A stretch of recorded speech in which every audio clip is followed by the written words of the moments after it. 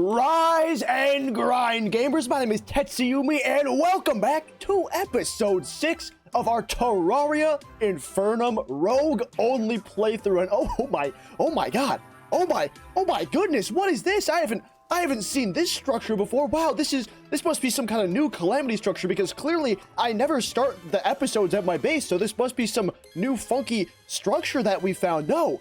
In fact, gamers, that's where you're wrong, because this is my base. We are starting this episode finally at my base. I have no more running around to do in the rest of my world, as far as I know, at least. So for now, we can actually just start the episode like normal. Isn't it an absolute miracle? Christmas miracle.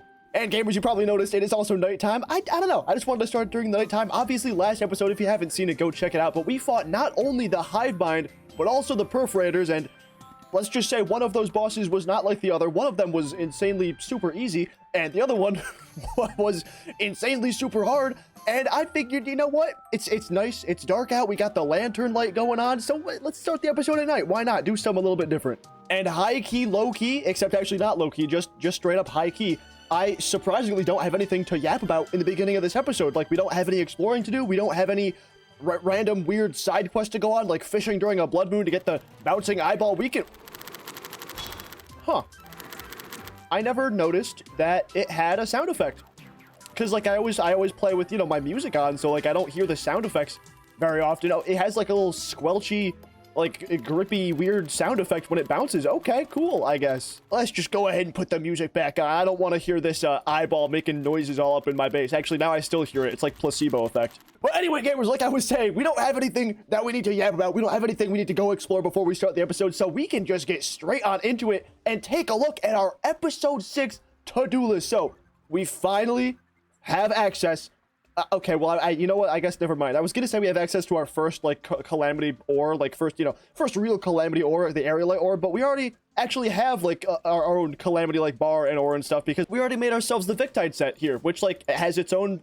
I mean, it's not like a bar anymore. It used to be like a bar, but it's just called Sea Remains now. So, we now have access to Aerialite Ore because we did go ahead and fight the Hivebind and the Perforators in the last episode. So now, up in the sky, in our floating islands and stuff, we can go ahead and find ourselves some Aerialite Ore. There's actually a big chunk of it right here by my wall of appreciation, and we can finally mine it now. Like, it was here in the world this whole time, but we weren't able to mine it until we beat the Hivebind and or the Perforators, and we did both, so now we can go ahead and mine them up. I'm pretty sure there is a rogue class armor and a new rogue class weapon we can make with the Aerialite set, and there might be some other cool stuff we can craft. I'm not really too sure. I didn't look too hard at it off camera, but after we go ahead and craft that, we can simply move on to some of our next bosses. And what I want to do is I want to fight the Queen Bee. It is our next boss in progression, and then technically after that would be Skeletron. But here's the thing. I'm a little bit scared to go fight Skeletron, so I think the plan for that is going to be after the Queen Bee, if we still have time in the episode. Like, if we don't, we'll just end the episode, but if we still have time, I would like to try and fight Deerclops before Skeletron, and then, like, in the next episode, we can do Skeletron or Deerclops if we don't have time for it at the end of this episode. So that's the plan, because I want to be as prepared for Skeletron as I possibly can be. But I think, gamers, with that being said, we can pretty much just get straight into it. And I just took one by mistake, but I think we'll go ahead and take 2 of these things, because they only have a 4-minute duration. And we'll go ahead and zoom out, and right before it turns day, I guess let's just go up to the center. So I'm pretty sure in the center of our world, there's like a giant, you know, sky orb island thing. Or not. Okay, well, there's a small one, but somewhere, like, in the center, Calamity adds these, like, you know, orbs, spheres, whatever you want to call them, and there's a giant one somewhere. Actually, here it is. Yeah, it's right here. So we're not looking for these ones, though. We are looking for just floating islands, like regular floating islands, like, you know, this one over here, because this is how we're going to get ourselves the Aerialite. Oh, there we go. Okay, and we found... Actually, you know what? A commenter suggested this, like, back when I was first starting this playthrough, but they also said I should probably get the fledgling wings, because it'd be really helpful. I kind of completely just forgot to even, like, look in any of my sky islands. But yeah, like, if we find some cool loot in here, like the fledgling wings, then that would be very, very nice for us to take. I should have done that, like, way earlier in this playthrough, but I, like, high-key just forgot, but there we go.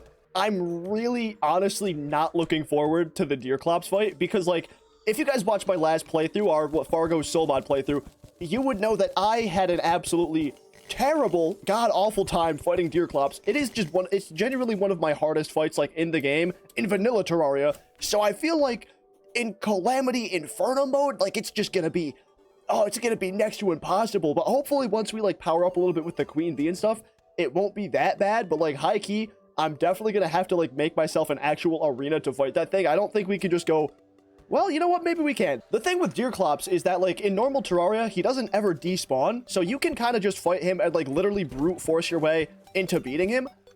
I'm not sure if the same thing is going to happen with Calamity. Like, I'm not sure if they're going to make it, like, a better boss fight and, like, have him not despawn, or if we can just, you know, brute force him and he won't ever despawn. Yeah, look at that. Like, right as my gravitation potion wore off, and I don't even need to use my second one because we have ourselves 410 Aerialite Ore. Oh shit, we don't need the fledgling wings at all. I forgot that with Aerialite, you can make yourself the skylight wings. Okay, wow, there is actually a lot that we can craft then with Aerialite bars. I've been taking a look at like some of the stuff we can craft. Obviously, yes, there is the rogue set. It's, which one is it? I think it's this one right here. No, that's summon. Which one was it? I saw it literally just a second ago. Okay, cool. I clicked on literally every single one except the rogue one, but there's the rogue aerospec headgear. And it looks like there's 3 rogue weapons we can make. The one that I saw off camera that I was planning on making was the tracking disc, which seems cool. But then apparently there's also these 2 down here. There's the feather knife, which like stealth strike throw a volley of knives and summons feathers, like homing feathers to hit your enemies. That sounds insane. But the thing that looks actually insane is next to it, the Sky Stabber. This does 132 rogue damage. Like, what? And we can make this. This isn't like locked behind hard mode or something crazy. And this says stealth strikes make the balls rain feathers onto enemies when they hit. And I can right click to delete all existing spiky balls. Like this, like what? And craft it we shall, because we don't need to do like literally anything else. We can just straight up craft all this. We got ourselves about 100 bars here. And first things first, let's go ahead and craft ourselves the armor because I want to check this out. And you know what? I guess we can craft everything. That is unfortunate. I don't have any harpy feathers. Okay, you know what? I can get the harpy feathers off camera. Let's go ahead and craft the other stuff, though, that we wanted to craft. And this is also the fourth thing that I saw off camera that I just completely forgot about until now. The Turbulence, which also by itself, 75 rogue damage is insane. But we'll take a look at, like, everything they do later. Let's go ahead and just craft ourselves a whole bunch of this stuff. So we got the, whatever this was called, the Turbulence. We can craft ourselves... I don't know how many of these feather knives we're going to need. I'm going to go ahead and say 1,200 is probably enough. And then the Sky Stabber. So interestingly, I'm pretty sure this is like a stacking weapon, right? No, it is not. I just crafted myself like a ton of these. Okay, well, I mean, luckily for me, it's not really a waste to use any of these sunplates because I can just buy myself a whole bunch of them from the builder NPC. Well, it wouldn't be a Tetsyumi video without, fuck, what was I going to say? It wouldn't be a Tetsyumi video without a wacky B-plot side story adventure. Also, I brought a gills potion. I don't know how I'm breathing. Oh, right, because of this? Does this give me breath underwater? Oh, shit, big crab. Okay, well, whatever. I mean, I don't think there's a reason for us to fight the big crab right now, is there? I don't think so, but, like, dude, maybe we just can for the fun of it because, like, why not? Oh, shit. Oh, Big Crab is putting up a fight. Okay, okay, damn. Oh, Big Crab, what the fuck? Yeah, dude, there's no way in hell I was gonna live that. Anyway, like I was saying, it's not a Tetsyumi video if I don't get sidetracked and we go on a 15-minute random, like, side adventure. So what I'm doing right now is, remember there was one more thing I wanted to craft with the Aerialite? It was this thing, the tracking disc. So to craft the tracking disc, you can see in that blue text down there, I need to decipher the Sunken Seas schematic, and obviously we haven't found the like lab biome in the Sunken Seas yet. I'm gonna go fight the clam. Fuck it, dude. I want to go fight this clam. Oh, okay, there we go. So the clam disappeared, unfortunately, but we did find ourselves the Sunken Seas lab, so I'll take that instead. Peter, the clam is back. That was a bad Lois. I swear I could do a better Lois impression. I'm just... my throat's a little dry, my nose is stuffy, my balls are sore, my balls are wet, my balls are big, and my balls... It's definitely stupid to try and fight the clam here, but, I've done stupider things before. Can I, like, not even hit this guy? What's happening here? Oh, shit, this weapon actually goes crazy against the clam, bro. Not even gonna lie. Yeah, that's to be expected. Anyway, the Sunken Seas lab, here we are. So all we need is just the schematic for the stuff. I don't know what it's, I think it's just called Sunken Seas schematic, but it should just be in a chest in here. Really shouldn't be hard to find at all. Yeah, there we go. There it is right here. Wait, never mind. That's it. Here it is. The Sunken Sea schematic. Dude, I want to go fuck up that big clam, though. Where is this man? They call me the Clam Slammer. They call me the Grand Clam. All right, big clam. Let's see if you can't calm yourself down here. That sounded that sounded bad. I shouldn't have worded it like that. You know what? It's okay. It is what it is.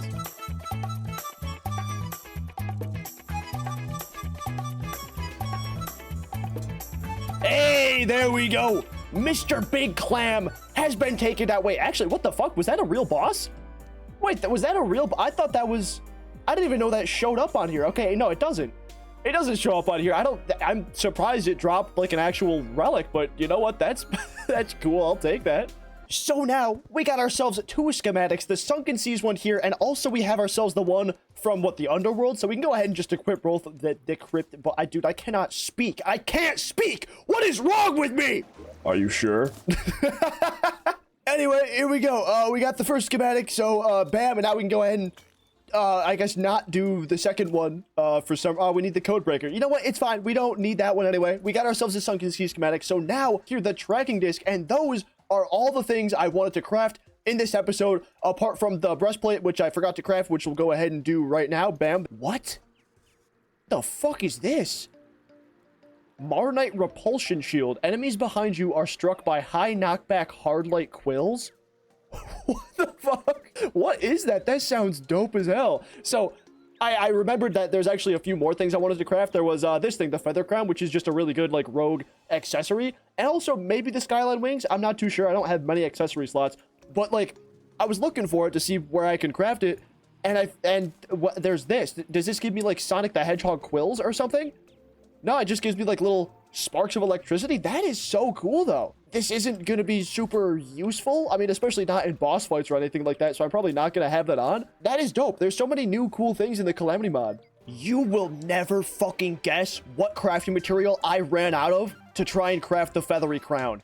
It was feathers, but yeah, there we go. We have the feather crown and everything that we wanted to craft in this episode, so we can finally actually put some of this armor on and test some of these weapons. I feel like I'm gonna miss this armor set because I really have been enjoying this like bubble jump. It's super useful. But let's go ahead and put on the arrow spec armor and see what this is gonna do. First off, the set bonus is 5% increased movement speed and rogue critical strike chance plus 80 maximum stealth. Holy shit, that is pretty good.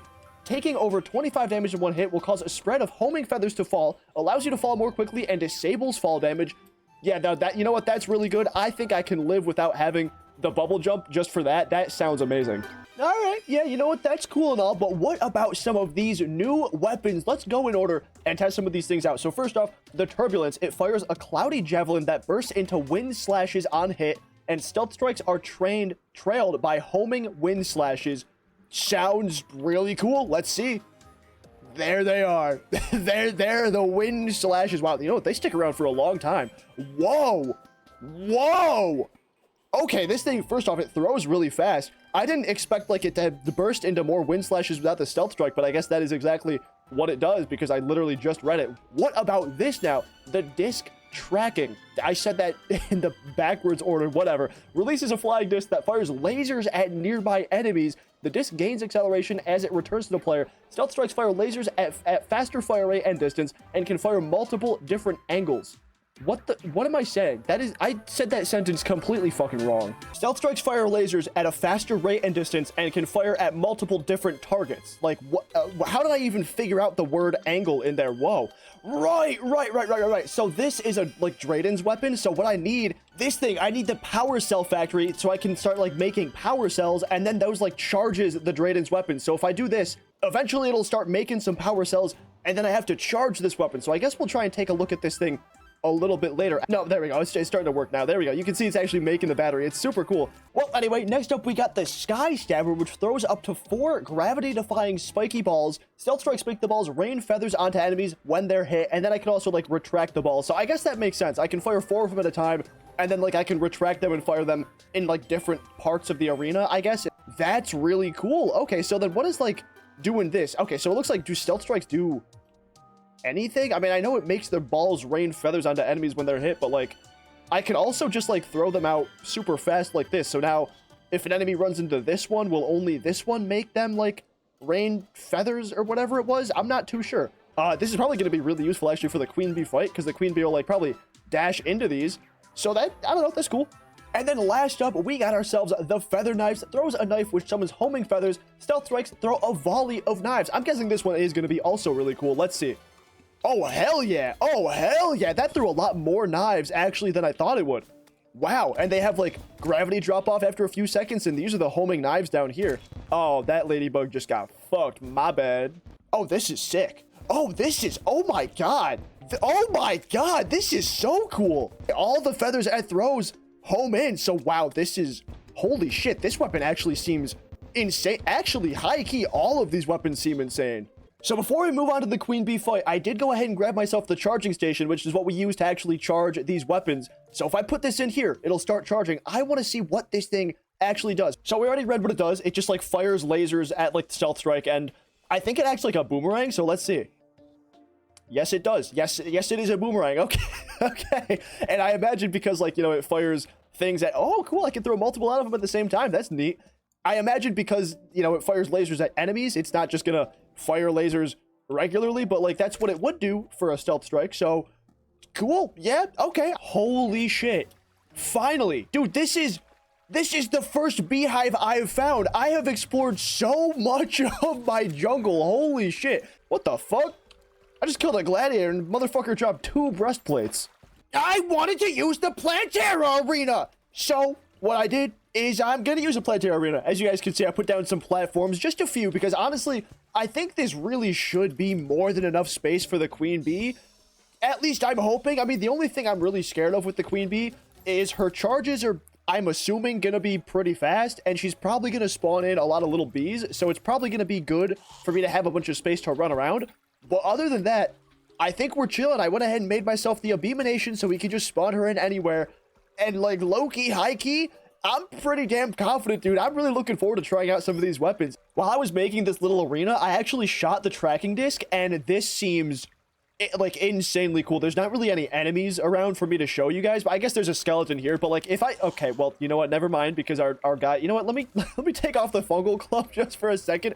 If I shoot the tracking disc when I have my full stealth meter, dude, look at this. Like, bro, look at that shit. Like, it is insane. Oh my God. So I feel like the tracking disc is going to be really, really good for dealing with the little bees that, you know, the queen bee is probably going to spawn. And other than that, I think we're just going to set up a few of these, like, weird things, like, around the arena, kind of like this. Hopefully the queen bee dashes into them. So I think my strategy is going to be, I would like to try and use the feather knives. Oh, wait. What the? Oh, no. Oh, what? Oh, these things despawn really fast. Oh, shit. Okay, I didn't realize they despawn so fast. In that case, let's just go ahead and summon the queen bee right now. Here we go. Here we go. So my plan, like I was saying, I'm gonna, I think, try and use these knives because they got like the homing, you know, the homing feathers that come in after. Wow. Whoa, queen bee, you are going crazy already. Whoa, queen bee. Whoa, you are going wild already. Holy shit. I think it's time for a little bit of the tracking disc action. Okay, well, that wasn't anything crazy, I'm gonna be honest.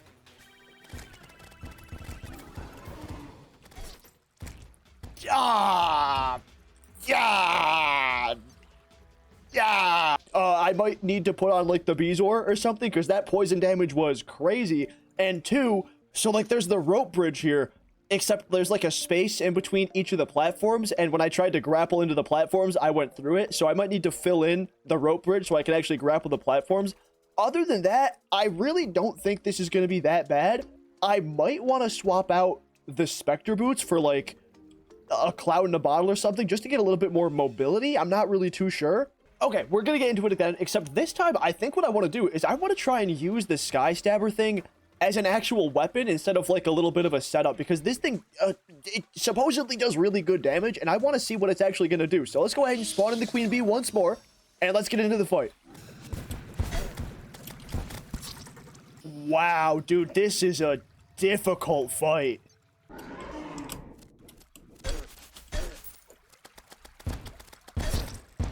Shit, dude. Oh my, that was a really good attempt. Okay, I understand this boss a lot better. I feel like actually vertical mobility is maybe the biggest thing about this boss. So like low key, if I don't get it in the next few tries, I might actually expand this arena downwards a little bit because I feel like it's a little bit easier to dodge a lot of her attacks, like going up and down instead of left and right. Whoa, whoa, what the fuck? Whoa, whoa, whoa, what the fuck?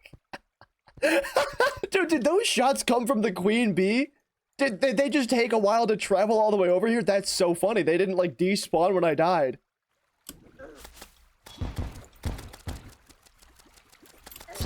No, dude, we were so close. Oh my god. I was so close to getting my adrenaline too. If we can save that, we so have this fight.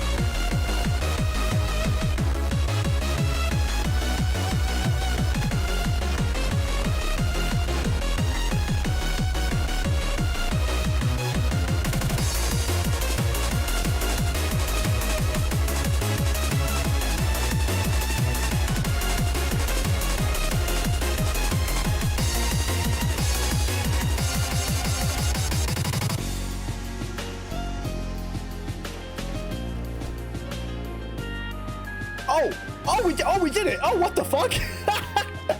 Oh, shit. I didn't realize we did it, dude. I was too focusing on dodging, bro. I was getting destroyed by, like, the little bee, whatever she was spawning in that final phase there. But shit, okay. We managed to take down the Queen Bee, dude. I'll take that. That was a really, really fun fight. Like, that might be my new favorite fight from Infernum. Like, that was actually so awesome. And I gotta say, too, dude, the MVP weapon was absolutely the tracking disc. This thing, the stealth strike with this thing is absolutely insane. I mean, it really made like all the minions and stuff she spawned light work. Like, I didn't even see a single one every time. Dude, like, look at this shit. Like, every enemy on the screen just gets lasered to oblivion. Well, gamers, with the Queen Bee being taken down, I think that is where we're going to go ahead and end the episode. We're not going to get to Deerclops in this episode, and the reason being, I want to keep this episode like relatively shorter, at least shorter than the episodes we've been doing, because we've been pulling some nearly 30-minute long episodes, and I would like to, if I can, keep them around the 20-minute range. So what we're gonna do instead is go ahead and obviously open up our Queen Bee treasure bag. 3, 2, 1, bam. And I don't really expect anything from this actually, but you know what, we do get some hardened honeycombs, and wow, oh, these actually do a lot of damage. 51 rogue damage. So this is like a weapon that we could actually make. Like, we could make this pretty early into the game. I think, like, actually, oh no, we couldn't because it needs beeswax. Okay, I was under the impression that the hardened honeycomb was like not a very good weapon. I thought this was like a weapon you could make really early, but apparently no, you make it with beeswax. So okay, this is actually kind of sick. Fires a honeycomb that shatters into fragments, and stealth strikes grant the honey buff and spawn bees. Dude, that is sick. Okay, well, I just threw it way the fuck away. I actually see what that's doing. I can't see any of the bees. Okay, I see the bees. They're just really small and fast. But you know what, dude? That's cool. Okay, yeah, I'll take that. And obviously, we have to go ahead and put down our Queen Bee relic just to show that we did, in fact, beat the Queen Bee. Hell yeah, dude. And speaking of relics, well, no, that doesn't work. I was gonna say I like relish you, but like relic and relish are two very different words. Anyway, we're here in my wall of appreciation. This is where I come to give you, the viewers, some appreciation for watching and commenting and subscribing, but mainly commenting. That is how I put you on the wall. I hit my mic. Hopefully you guys didn't hear that. And today, the wall of appreciation commenter we are going to be adding to the wall is Matthew Gaming 5097, because he honestly, he left a comment that's a little bit too real. He said, this guy is so gonna break something valuable by the end of this series. I can smell it coming. And he was saying that in reference to me fighting the perforators in our last episode, because I was getting a little bit tilted. I was getting a little bit, I had some ants in my pants. You know, I wasn't having very much fun with that fight. And you know what? If you even watched my last series, you would know, like, if you go watch the episode where I fought the Deviant, bro, I was absolutely tweaking. Like, it was... Oh man. So yeah, this series is definitely going to be a struggle for sure, but honestly, I'm still in high spirits. So far, these bosses have been more fun than they have been challenging, so I think we're good for now. I feel like around the Golem, Astrum, Aureus, like around this stage of the game is where things are going to get like really hard, and if I'm being 100% transparent, I feel like the Devourer of Gods is either gonna take me multiple episodes or I'm gonna like genuinely lose my mind, because I can barely do that fight in vanilla Calamity. Like, this is gonna be, holy shit, I am not looking forward to the Devourer of Gods in Infernum mode. I just want to say thanks for commenting. That was a very funny comment. I enjoyed it. And if you want to be featured on the Wall of Appreciation, obviously all you gotta do is leave a comment. But gamers, with that being said, that is gonna be all from me for today. So like the video if you like it, subscribe if you really like it. Thanks for watching, and I will see you in the next video. Peace.